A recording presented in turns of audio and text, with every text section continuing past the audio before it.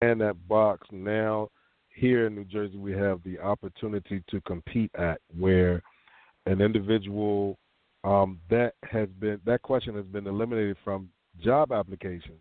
Employers do have the right to ask in a subsequent interview, but upon initial application, that question is no longer asked here in New Jersey. Hopefully, it'll become a nationwide thing.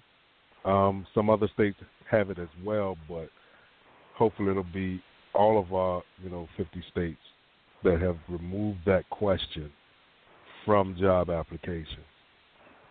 Yeah, because it's a barrier. It's a barrier. It's definitely a barrier. I mean, this state, like your state, looks at now with these guys have an opportunity to get their license again. Say right. When you got incarcerated 3 years ago, you was driving without a license, got incarcerated. You couldn't pay the fee, so they went higher and higher and higher, and so they took your license. That was 5 years ago. Then you get out, and you got this tremendous bill, and you still can't get your license. So expungement is one of the other things that reentry, like at our reentry fair, we'll have somebody that'll be there to talk about expungement. We'll have somebody there that talks about the health situation, how we're trying to help guys with when they get out, because which was done by Dr. Ashkins at UNC. He has a program called the FIT program, and that's with former incarcerated guys too that actually come into the prison institutions and deal with people that are formerly incarcerated but still out in the streets, that help them with pre-existing long-term issues, health issues. Because say if you're even something as simple as diabetes, okay, we've been giving you insulin and helping you for all of that while you was in prison, and now you get out, you don't have health insurance. Where are you getting your medication from? Who are you connected to? The partnerships now are looking at it and saying, well, we can connect. When you leave prison,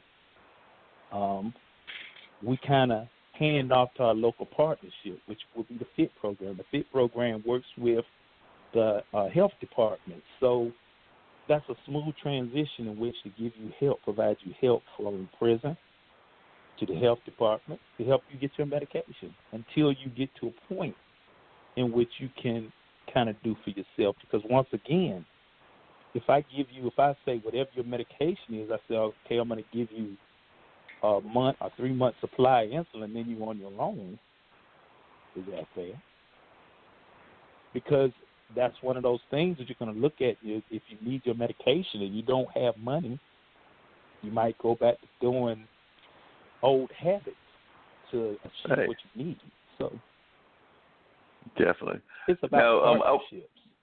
Oh yeah, partnerships are very important in just about anything that goes on in our society. Now, I want to get to the event, because you said, I believe y'all have an actual event on the 24th. Is that correct, Tony? Yes, we're going to. And I want to learn more. I said I want to learn more about that event, and I can't have you on the show without you at least giving some of your great experiences with that great group, Liquid Pleasure. So I want to share some of that as well. But that'll only be like about 15, 20 minutes. But I do want to learn more about the event. But before we get to any of that, I need Dean to run another one of our lovely spots, because we do have sponsors, okay, and we do like to give them some time. I understand.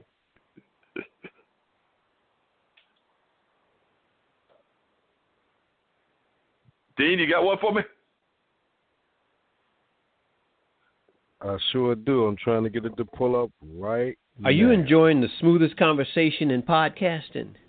Straight Talk with Dean and Mark.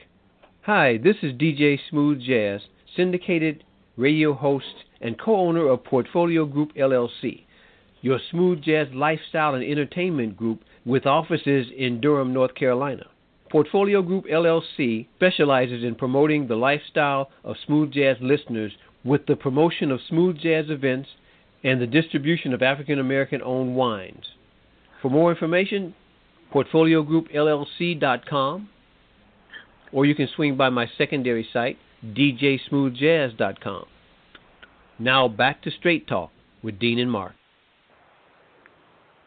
Okay, we're back.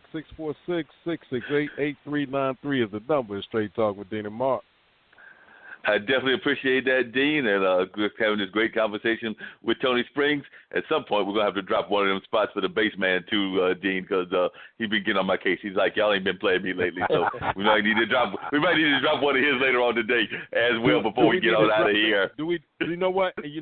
We'll do it right now. Bass players, all right. Best thing you can do for your overall sound. You've got to see this. New Bass Tone Incorporated makes Nightwalker bass guitar tube preamps. This preamp will give your sound such a boost, it's just incredible. Try it today. Try it today now. A great sounding bass guitar will make for a great sounding band. Make your band sound at its best. Best thing you can do for your bass guitar sound. NewBassTone.com. NewBassTone.com. That'll make the bass man happy, so it's good to get that on out of the way. Tony, tell us a little bit about this event that you've got coming up. Like I said, I know it's coming up on that week. And also, just tell us a little bit about, if you could, President Obama's involvement with the Prison Reentry Program, because, like I said, I just kind of surfaced on it, but he was definitely involved. I doubt very seriously our current person occupying that office really cares about prisoners, but that's just my personal opinion. But I was wondering if you could share a little bit about how President Obama had gotten involved in the whole prison reentry reentry activities, and also if you could share a little bit about the event that you have coming up on the 24th. Well, on Wednesday the 24th at 10 a.m. to 1 p.m. at the Hargraves Community Center on 216 North Robertson Street, Chapel Hill, North Carolina, we're going to be doing a resource fair. And our resource fair is geared towards educating the public more on how our local prison, as well as our Orange County Local Reentry Council, is trying to help with reentry of guys that are coming out of prison, as well as those that have at any time been incarcerated, because sometimes we're not looking to just drop the ball and just say just for the ones that are coming out now. What about the ones that have been out for a while and are still having difficulties?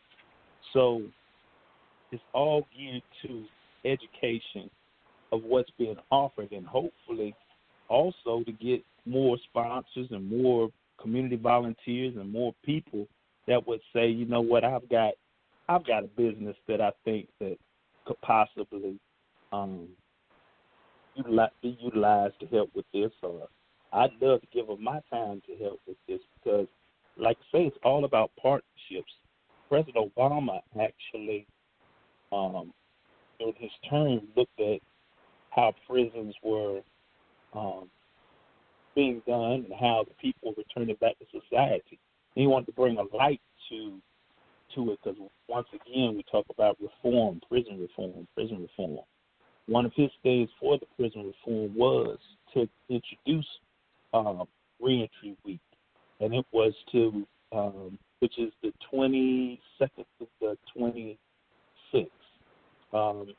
What it was geared to do was to recognize more, bring people more in light of community partners and people who are actually working towards trying to be part of the solution for bringing people successfully back into the community. And it's something that statewide will be celebrated. Durham will have theirs, ours on the 24th. Durham is going to have a reentry event on the 25th. Throughout the state, like I said, there's different facilities and different state situations that are all trying to make sure we recognize and bring this out, because if prior to being working for the prison, I didn't even know it was a reentry week, period. Last year, it wasn't much to say about it that I knew of in North Carolina from hearing about it. You know, it kind of came and it went.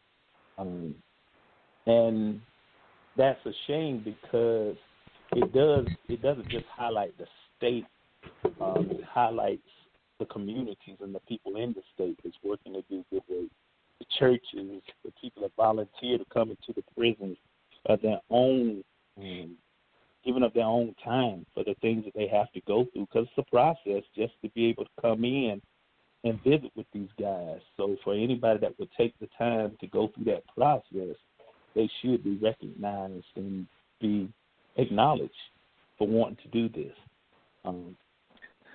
That was definitely President Obama for me.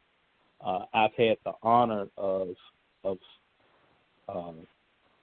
doing both his inaugurations with Liquid Pleasure.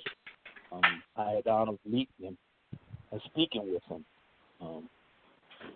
And also I had the honor, any president that I have the honor of meeting and speaking with, because I always respect the office, regardless to the person that holds it. I have to respect the office of president, because it's a lot that you take on.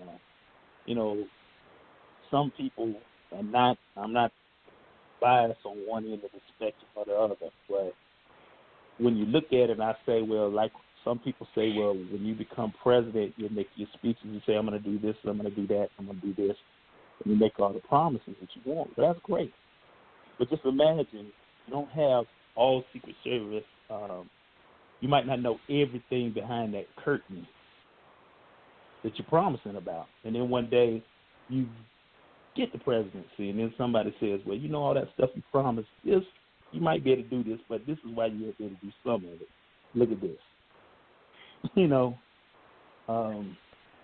Yeah, I think that's something that people don't understand, because I've had to definitely work with various activists around the city here, as well as some that are even national. And some of them have even acknowledged that, you know, they expected, because he came from the activist community, that President Obama was going to do a lot more than they thought he was going to do. But then they had to understand that he was also playing within the confines of the rules of what's going on in the legislature. He had a legislature that was not his allies, and he had a lot of other things that he was going up against. So I think some of them have there are definitely some things that they are not happy about that he did in terms of some of his military actions, but I think that on some issues they definitely recognize that there were things that he probably wanted to do that he was not able to do because his hands were tied as well. And so you're absolutely correct that sometimes our hands, the hands of our leaders are tied, and they try to do what they can and try to succeed. And like anything else, there may be some things that we agree with them on, and there are probably some things that even those presidents that we admired that we did not agree with. I mean,